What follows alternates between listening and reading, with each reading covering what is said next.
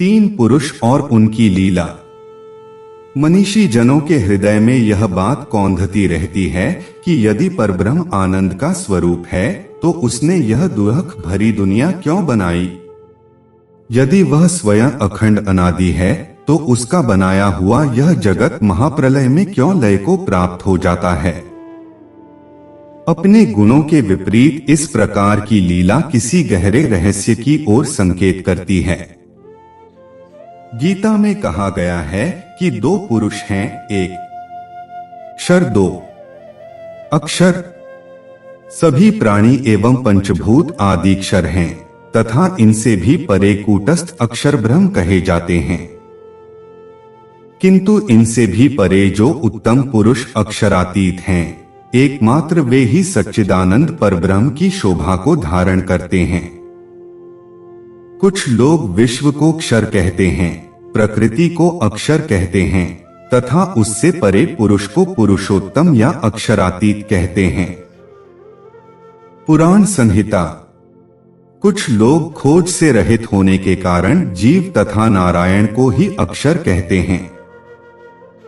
यदि ऐसा है तो दोनों नारायण और जीव महाप्रलय में अपने को सुरक्षित क्यों नहीं रख पाते।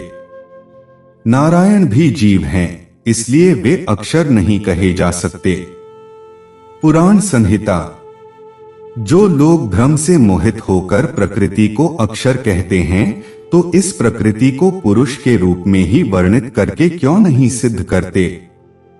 उपनिषदों में जगत की उत्पत्ति, पालन एवं प्रलय करने वाले ब्रह्मा को ही अक्षर कहा गया है। एक अक्षर ब्रह्मा से ही यह सृष्टि प्रकट होती है। मुंडक उपनिषद। दो परा विधा से ही उस अक्षर ब्रह्मा को जाना जाता है। तीन इस अक्षर ब्रह्मा के प्रशासन में ही सूर्य, चंद्रमा, धुलोक, पृथ्वी आदि स्थित हैं। बृहदारण्यक उपनिषद। चार यह अक्षर ही सर्वोपरि ब्रह्मा है। इस अक्षर को ही जानकर जो जैसी इच्छा करता है उसे प्राप्त कर लेता है। पांच अविनाशी अक्षर ब्रह्मा ही आकाश पर्यंत संपूर्ण विश्व को धारण करने वाला है।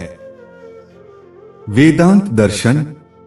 तारतम्य ज्ञान की दृष्टि से धर्म ग्रंथों के कथनों की समीक्षा करने पर यह निष्कर्ष निकलता है कि सच्चिदानंद परब्रह्म ही अक्षरातीत उत्तम पुरुष हैं, जिनकी सत्ता का स्वरूप अक्षर ब्रह्मा है। अक्षर ब्रह्मा के मन अव्याकृत के स्वप्न में मोह सागर में नारायण का स्वरूप प्रकट होता है, जिन्हें क्षर पुरुष कहते हैं। सभी जीव इन्हीं की चेतना के प्रतिभास स्वरूप हैं। संपूर्ण जीव समुदाय, पंचभूतात्मक जगत, अष्टधा प्रकृति, पंचभूत प्लस मन प्लस बुद्धि प्लस अहंकार, आदिनारायण तथा महाशून्य मोह सागर सभी क्षर पुरुष के अंतर्ग हैं। जिस प्रकार नींद टूटने पर सपना टूट जाता है तथा स्वप्न के सभी दृश्य समाप्त हो जाते हैं, उसी प्रकार अक्षर ब्रह्मा के मन का स्वप्न टूटते ही संपूर्ण जगत महाप्रलय में लीन हो जाता है। यह संपूर्ण ब्रह्मांड क्षर का ब्रह्मांड, हद अथवा कालमाया का ब्रह्मांड कहलाता है, जिसमें उत्पन्न होने वाली प्रत्येक वस्तु काल के अधीन होने के कारण विनाश को प्राप्त होती है। इस ब्रह्मांड में जन्म मरण सुख दुख का चक्र चलता रहता है।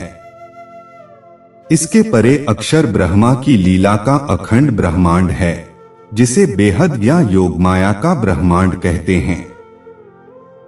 इसके कण कण में करोड़ों सूर्यों का प्रकाश है। यह हद के त्रिगुणात्मक जड़ ब्रह्मांड के विपरीत चैतन्य है, जहां ब्रह्मा की अभिन्न शक्ति ब्रह्मा शक्तिमान के साथ लीला करती है। इस बेहद से भी परे वह परमधाम है, जहां अक्षरातीत परब्रह्म की लीला होती है। यहाँ के कण कण में सच्चिदानंद परब्रह्म का स्वरूप विराजमान है। यहाँ की लीला प्रेम और आनंद से परिपूर्ण है।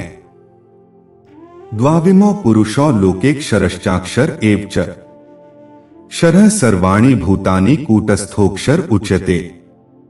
उत्तम पुरुषस्त्वन्यः परमात्मेत्युदाहृतः यो लोकत्रयमाविश्य बिभर्त्य व्यय ईश्वर आत्यंतिकं तु प्रलयं न सहेते कथन्नुतो हिरण्यगर्भजीवाख्यं तस्मान्नक्षर संगीतम अक्षरत्वेन प्रकृति ये वदन्ति विमोहिता है पुरुषत्वेन निर्दिष्टं कथं पश्यन्ति ते न हि अक्षरात् संभवति इह विश्वम् अथ परा यया तदक्षरमधिगम्यते एतस्य वा अक्षरस्य प्रशासने गार्गी सूर्य चन्द्रमसो विधृतो तिष्ठत् एतस्य वा अक्षरस्य प्रशासने गार्गी द्यावा पृथिव्यो विधृते तिष्ठत् एतद्देवाक्षरं ब्रह्मा हयेद्देवाक्षरं परम् एतद्देवाक्षरं ज्ञात्वा यो यदिच्छति तस्य तत् अक्षरमंबरान्त धृतेय सा च प्रशासनात्